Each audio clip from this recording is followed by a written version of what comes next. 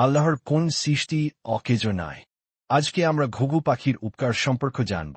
ঘুঘু পাখি সম্পর্কে প্রচলিত বাড়িতে এই পাখি এসে বাসা বাঁধলে বা উপস্থিত হলে সাধারণত কিছু ইতিবাচক অর্থে গ্রহণ করা হয়, যেমন শান্তি, সৌভাগ্য ও সুখ।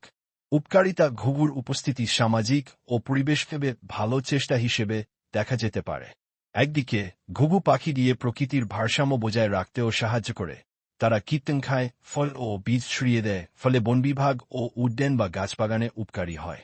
এইভাবে ঘুঘু পাখির বাসা বা উপস্থিতি বাড়িতে বা আশপাশে থাকলে পরিবেশে জীববৈচিত্র্য বাড়ে এবং প্রকৃতির সঙ্গে আমাদের সংযোগ গড়ে ওঠে।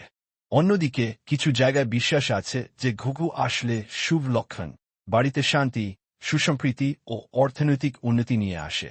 সুতরাং যদিও বৈজ্ঞানিকভাবে প্রত্যেকটা দাবি প্রমাণিত নয়, তবে ঘুঘু পাখির উপস্থিতি সচরাচর ইতিবাচক ভাবনায় বিবেচিত হয়, যা মানসিক শান্তি এবং প্রকৃতির প্রতি সম্মান বাড়াতে সাহায্য করে।